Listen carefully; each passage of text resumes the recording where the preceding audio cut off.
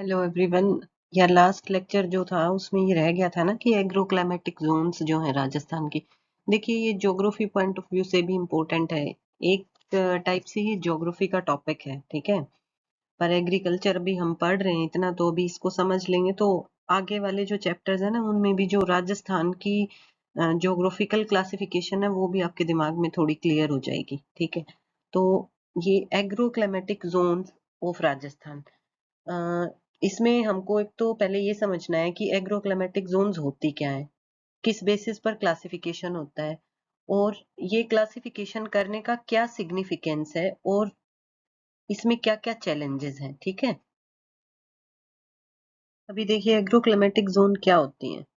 Agroclimatic zone का मतलब है कि ऐसा एरिया या इस तरह से रीजन्स को क्लासिफाई करना, ज्योग्राफिकल रीजन्स को, जिनमें सिमिलर क्लाइमेट है और जिनके अंदर उस क्लाइमेट के अकॉर्डिंग सेम एग्रीकल्चरल पोटेंशियल है। मतलब जैसा क्लाइमेट है ना, क्लाइमेट में रेनफॉल भी आ गया, temperature, soil, topography, not only climate, जो पूरा जो एग्रीकल्चर इन्वायरमेंट है ना उस पर्टिकुलर रीजन का, वो एक पर्टिकुलर टाइप के क्रॉप पैटर्न को सूट करता है। तो उस बेसिस पर हमने पूरे राजस्थान को 10 एग्रोक्लाइमेटिक जोन्स में बांट रखा है। जो एग्रीकल्चर डिपार्टमेंट है ना उसने 10 एग्रोक्लाइमेटिक जोन्स में क्लासिफाई कर रखा है।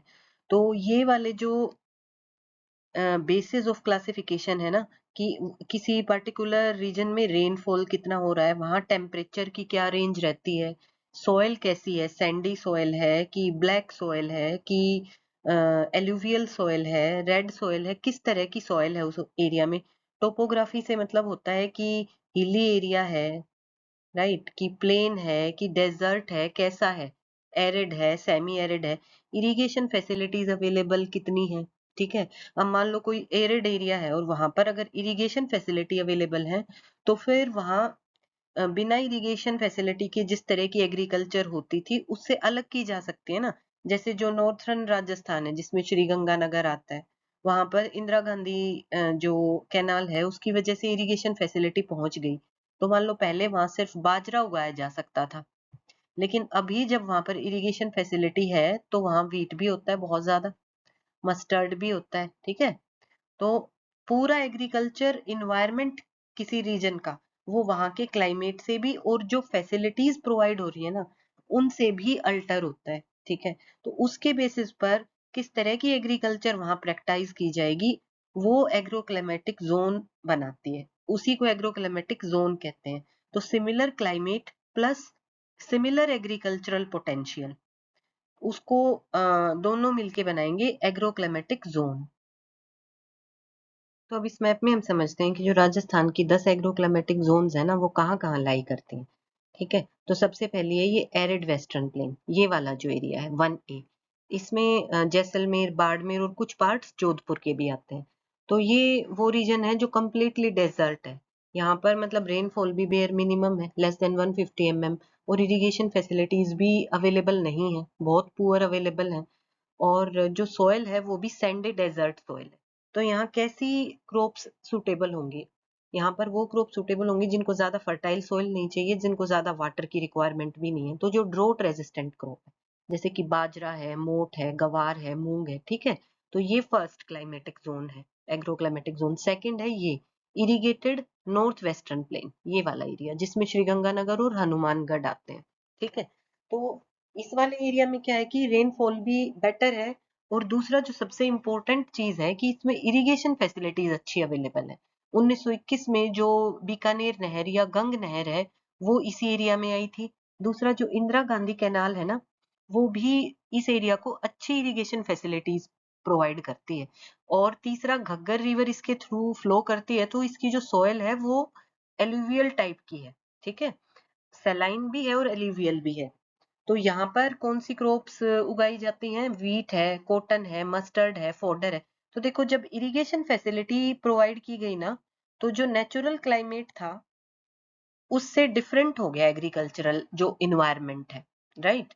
ऐसे तो ये भी डेजर्ट वाला ही एरिया था, इतना ज्यादा फर्टाइल नहीं था, लेकिन यहाँ इरिगेशन फैसिलिटीज अच्छी होगी तो अभी यहाँ वीट भी, कॉटन भी, ये सब उगाया जाता है। इसीलिए इस एग्रोक्लाइमेटिक जोन का नाम इरिगेटेड नॉर्थ वेस्टर्न प्लेन है। अभी फर्स्ट सी आ गया, फर्स्ट सी है ये वाला area, hyper arid partial irrigated zone. Arid ये भी है, यहाँ भी बारिश बहुत कम होती है, ये यहाँ पर भी डेजर्ट सैंडी सॉइल मिलती है, लेकिन इस वाले से बेटर है। जो ये एरिड वेस्टर्न प्लेन था ना, इससे बेटर है इरिगेशन फैसिलिटी के मामले में भी और रेनफॉल भी। रेनफॉल यहाँ 150 टू 300 mm है, और सॉइल सैंडी प्लस लोमी का मिक्स है। ठीक है, और यहाँ पर जो क्रॉप्स उगाई जाती हैं वही बाजरा, पल्सेस, फोडर और गवार। बेसिकली मिलते जुलते ही हैं ये दोनों। ठीक है, तो अभी जो नेक्स्ट एग्रोक्लाइमेटिक जोन है वो है सेकंड ए। सेकंड ए कौन सी है? ये वाला जो एरिया है, ठीक है, ये जो नागौर, सीकर और चुरू बेल्ट है, तो इस वाले एरिया में इसको इंटरनल ड्रेनेज जोन भी बोलते हैं, internal drainage dry zone. Right, इसमें जो रेनफॉल है वो 300 टू 500 mm है। और यहाँ पर अभी इसका नाम से ही पता चल रहा है, इंटरनल ड्रेनेज ड्राई जोन है। मतलब इसके अंदर जो रिवर्स है ना, मोस्टली वो हैं जो किसी सी में नहीं गिरती, वहीं इनलैंड ही खत्म हो जाता है उनका ड्रेनेज, सांबर लेक में गिर जाते हैं। तो इसमें जैसे कंटाली रिवर है जो सीकर में खंडेला हिल्स से निकलती है, मैंथा रिवर है, ठीक है। तो ये वाली जो रिवर्स हैं वो इसमें से फ्लो करती हैं। इरिगेशन फैसिलिटी भी मिली हुई है इसको, जो ये इंदिरा गांधी कैनाल आती है उसकी ब्रांचेस के थ्रू। ठीक है, और कंपेरेटिवली इतनी डेजर्ट या सैंडी सॉइल नहीं है इसकी, सैंडी लोमी सॉइल है। ठीक है, तो यहाँ पर भी वही बाजरा, मस्टर्ड, ग्राम और मोठ उगाया जाता है। ठीक है, अगली जो जोन है वो सेकंड बी है, ये वाली ट्रांजिशनल लूनी बेसन है। ये ट्रांजिशनल प्लेन है लूनी बेसन का। मतलब जो लूनी रिवर है जो कि अजमेर में नागा हिल्स से निकलती है, वो इस एरिया के थ्रू फ्लो करती है, तो उसका बेसिन एरिया है ये। ठीक है, तो ये ट्रांजिशन जोन की तरह है। ये वाला जो है ना, देखो ये तीनों जो जोन थी ये कंप्लीटली एरिड थी, इधर है सेमी एरिड, जिसमें ये आपकी जो थर्ड ए जोन आ गई, और ये जो ये वाली जोन आएगी थर्ड बी, ये सेमी एरिड टाइप है, ये कंप्लीटली एरिड है। तो इन दोनों के बीच की जो ट्रांजिशनल जोन है ना वो लूनी बेसिन है। ठीक है, तो इसमें पाली, जालोर, जोधपुर ये वाले रीजन आते हैं। रेनफॉल कंपेरेटिवली बेटर है उनसे, और सैंडी लोमी सॉइल है। तो यहाँ पर बाजरा, ग्राउंडनट, गवार, पल्सेस ये वाले इसमें मेजरली क्रॉप्स उगाई जाती हैं। राइट, तो अभी जो नेक्स्ट एग्रोक्लिमेटिक जोन है ना वो थर्ड ए है, ये वाली, ये जो है सेमी एरिड ईस्टर्न प्लेन। ये बीच में अरावली का डिवीजन दिखा रखा है। अरावली के जो ईस्टर्न साइड में एरिया है ना, वो अभी डेजर्ट टाइप नहीं है, वो एरिड नहीं है, वो सेमी एरिड में आ जाता है। ठीक है, एक और सॉइल टाइप भी अभी डेजर्ट सैंडी नहीं रहेगी, एलुवियल हो जाएगी। एलुवियल क्यों हो जाएगी? एक तो कई सारी रिवर्स हैं जो इस क्लाइमेटिक जोन के थ्रू फ्लो करती हैं, जैसे चंबल है उसके भी ड्रेनेज एरिया में ये आती है, बानस के भी ड्रेनेज एरिया में आती है, लोकल रिवर्स भी हैं। राइट, जैसे साहिबी रिवर है। ठीक है, तो यहाँ पर एक तो रिवर्स के ड्रेनेज बेसिन होने की वजह से जो सॉइल है वो एलुवियल टाइप की हो जाती है, और रेनफॉल भी कंपेरेटिवली बेटर है। ठीक है, तो यहाँ वीट, मस्टर्ड, बार्ले, ग्राम ये सब उगाया जाता है, और सॉइल लोमी और एलुवियल टाइप की है। नेक्स्ट जो है वो है थर्ड बी। थर्ड बी है ये अलवर, भरतपुर और धौलपुर, धौलपुर वाला जो रीजन है। ठीक है, इसमें फ्लड प्रोन ईस्टर्न प्लेन बोलते हैं इसको। मतलब यहाँ पर अगर बारिश ज्यादा होती है, क्योंकि जितनी रिवर्स हैं सारी सीजनली है, तो ये फ्लड प्रोन एरिया भी है। ठीक है, तो यहाँ रेनफॉल भी 60 सेंटीमीटर से लेके 80 सेंटीमीटर तक है, और सोइल यहाँ एलुवियल है, तो यहाँ वीट भी होगा, शुगर केन भी होगा। ठीक है, अब देखो ये जो ईस्टर्न वाला जो रीजन है ना राजस्थान का, ईस्टर्न और साउथ ईस्टर्न, वहां पर बारिश ज्यादा है इस एरिया के कंपैरिजन में। क्यों? देखो जो अरेबियन सी ब्रांच है वो तो अरावली के पैरेलल है, तो वो बहुत कम बारिश कराती है साउथ वेस्टर्न मानसून की। इस वाले एरिया में कराती है, सिरोही में या राजसमंद, डूंगरपुर इधर वाले एरिया में करा देती है। पैरेलल होने की वजह से वो ज्यादा बारिश नहीं कराती, लेकिन जो बे ऑफ बंगाल ब्रांच आती है ना, जो यूपी में, हरियाणा में बारिश करा रही है, वो इस एरिया में भी रेनफॉल के लिए रिस्पॉन्सिबल है। ठीक है, अभी जो नेक्स्ट एग्रोक्लिमेटिक जोन है वो ये तीनों, देखो ये जो 4A, 4B और 5, ये साउथ ईस्टर्न राजस्थान है। ठीक है, तो साउथ ईस्टर्न राजस्थान में देखो जो ये जोन 5 है ना, ये है ह्यूमिड साउथ ईस्टर्न प्लेन। ये एरिया राजस्थान का मैक्सिमम रेनफॉल रिसीव करता है, और इसमें कोटा, बूंदी, बारा और झालावाड़ है। और यही एरिया है जिसको हाड़ौती प्लेटू भी बोलते हैं। ठीक है, हाड़ौती प्लेटू मतलब ये जो नीचे डेक्कन प्लेटू है ना, ये उसी का पार्ट है। और इसीलिए इसमें जो कौन सी सॉइल है, ब्लैक सॉइल है। ठीक है, और यहाँ पर सोयाबीन, व्हीट, मेज, पल्सेस ये वाली क्रॉप्स उगाई जाती हैं। अगला बच गया ये 4B। 4B इसको बोलते हैं ह्यूमिड सदर्न प्लेन। यहाँ भी रेनफॉल अच्छा खासा होता है।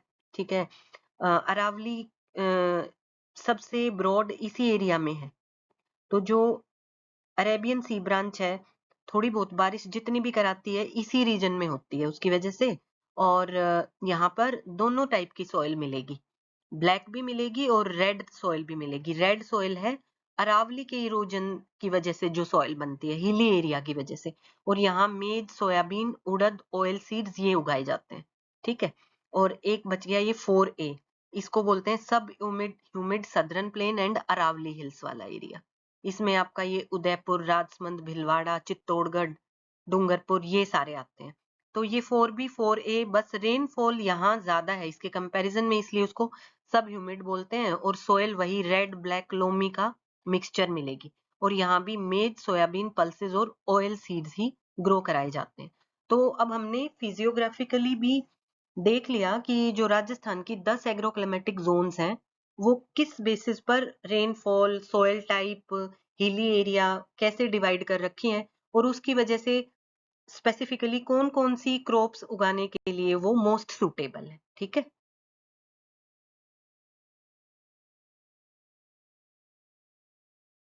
अभी जितनी ये नेक्स्ट स्लाइड्स हैं इनमें जितना भी मैंने बताया है उन्हीं के बारे में चार चार पांच पांच सेम पॉइंट्स लिख रखे हैं।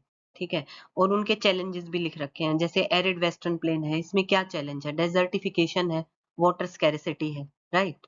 और ये जो इरिगेटेड नॉर्थ वेस्टर्न प्लेन है जिसमें श्रीगंगानगर और हनुमानगढ़ बेल्ट है, यहाँ पर देखो जो सैंडी सॉइल है, जब अगर वहां पर इरिगेशन होगी ना, तो सैंडी सॉइल में सैलिनिटी की प्रॉब्लम आएगी। क्यों? क्योंकि जो वाटर लॉगिंग होगी और फिर टेम्परेचर हाई है उसकी वजह से प्रेसिपिटेशन होगा, तो सॉइल में सैलिनिटी बढ़ेगी। ठीक है, और जो नेक्स्ट में भी वही जो अभी समझाया है ना, वही सारा एक्सप्लेन कर रखा है। ठीक है, अभी इसके बाद हमें देखो अभी सिग्निफिकेंस क्या है एग्रोक्लिमेटिक जोन्स में डिवाइड करने का। तो सबसे पहले तो साइंटिफिक क्रॉप प्लानिंग हो सकती है। जैसा नेचुरल क्लाइमेट, जैसा एग्रीकल्चरल एनवायरनमेंट अवेलेबल है, उसी के अकॉर्डिंग हम वहां पर एग्रीकल्चर प्रैक्टिस कराएंगे। और दूसरा, जो नई वेराइटीज रिलीज करते हैं ना, उनकी टेस्टिंग के लिए भी बेस्ट होती हैं एग्रोक्लिमेटिक जोन्स। ठीक है, और वाटर यूज एफिशिएंट होगा ड्रॉट मैनेजमेंट में, और सबसे इंपॉर्टेंट क्लाइमेट रेजिलिएंट एग्रीकल्चर होगी, राइट। और रीजन स्पेसिफिक पॉलिसीज बना सकते हैं, फार्मर की इनकम भी बढ़ेगी इससे। और एक जो रीजनल डिफरेंसेस है ना, देखो जो राजस्थान का अरावली से वेस्टर्न में जो एरिया है वो एरिड है। ठीक है, इधर सेमी एरिड है, ह्यूमिड है, तो ये फिर भी बेटर है एग्रीकल्चर के लिए, तो ये कंपेरेटिवली प्रोस्पेरस रहेगा। लेकिन एरिड वाले रीजन में तो रेनफॉल भी नहीं है, सॉइल भी सैंडी है, डेजर्ट टाइप है, तो रीजनल डिफरेंसेस आ जाएंगे ना लेवल ऑफ प्रोस्पेरिटी में। तो उसको कैसे ओवरकम कर सकते हैं, जब रीजन स्पेसिफिक पॉलिसीज बनाई जाए, वहां के क्लाइमेट को सूट करती हुई क्रॉप्स को प्रमोट किया जाए, राइट। अभी चैलेंजेस क्या क्या है एग्रोक्लिमेटिक जोन्स के। एक तो इनकी जो बाउंड्री है ना, उसको डिफाइन करना डिफिकल्ट है। ठीक है, दूसरा है कि क्लाइमेट चेंज की वजह से जो नेचुरल क्लाइमेट है उसमें जो वेरिएबिलिटी आ जाती है, उसकी उस अभी उन इनका रेगुलर अपडेशन बहुत जरूरी है। ठीक है, और थर्ड है जो पैरामीटर्स है ना वो वेरिएबल है, जिनके बेसिस पर हम एग्रोक्लिमेटिक जोन्स को डिफाइन करते हैं, तो उनको रेगुलरली अपडेट करना बहुत जरूरी है। और ये सब चैलेंजेस तो हैं ही। मान लो जैसे वो वाली जो फर्स्ट बी वाली जोन थी जो इरिगेटेड वाली, वहां सोइल सैलिनिटी का इशू है, रेनफॉल इरेटिक है, ठीक है, लो प्रोडक्टिविटी है, ग्राउंड वाटर डिप्लेशन है, डेजर्टिफिकेशन बढ़ रहा है, थार डेजर्ट का एक्सटेंशन हो रहा है ना due to various human activities like over grazing और अर्बेनाइजेशन, इंडस्ट्रियल प्रोजेक्ट्स की वजह से। ठीक है, तो ये सारे चैलेंजेस हैं जो एग्रोक्लिमेटिक जोन्स के जो पोटेंशियल है ना उसके रियलाइजेशन में बैरियर का काम करते हैं। ठीक है। और लास्ट में जो एग्रो क्लाइमेटिक जोन्स हैं उनका अगर हम कंक्लूड करना हो हमको तो सस्टेनेबल डेवलपमेंट गोल्स पर कंक्लूड कर सकते हैं। ठीक है।